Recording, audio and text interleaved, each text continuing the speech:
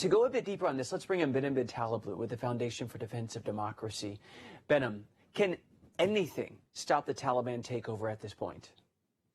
Well, I think the biggest thing that could have stopped the Taliban takeover are the multinational forces there. But as you see, there is a political timeline in front of those multinational forces, keeping them to a tightly politically ordained withdrawal schedule. In fact, regardless of the transition between the Trump and Biden administration, the U.S. seems intent on the exits. And with the major military force heading for the exits, it's likely that you're going to see other signs of central authority begin to crumble. And the Taliban are seeing this. And it's why, according to statistics gathered by FDD recently, in less than a week, you've had about a tenth of the country's provinces also fall to the Taliban. Behnam, is this the same Taliban as 20 years ago when the U.S. invaded? Would they let terrorists set up shop again?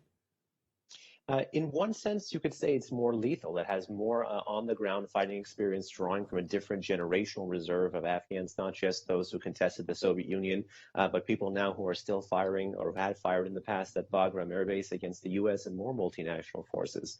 I think if the Taliban narrative congeals, particularly by the time the withdrawal is done, they may fear no impediment. Politically, if the U.S. spins the withdrawal as another sort of victory, when in reality, victory is anything from what we see on the ground there. And what of Afghan citizens, the people who have no say? I mean, one decade they're subjected to this, the next they're subjected to that.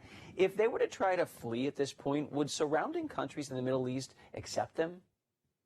The Afghan refugee challenge has really been a gross humanitarian political challenge festering in the nexus between the Middle East and South Asia for more than 2 decades now, really since the Soviet conflict in the late 70s, early 80s. It's caused multiple generations of refugees, multiple levels of stunted social growth inside of the country. Iran has taken refugees in the past, but again, used and abused them.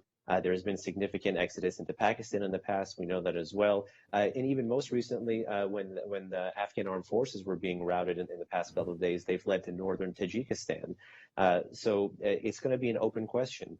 If past is prolonged, yes, there will be a refugee crisis, but it's likely to exacerbate the existing refugee crisis through the Middle East and potentially even into Europe. Behnam Taleblu, Senior Fellow with the Foundation for Defense of Democracies. Thanks. Thank you.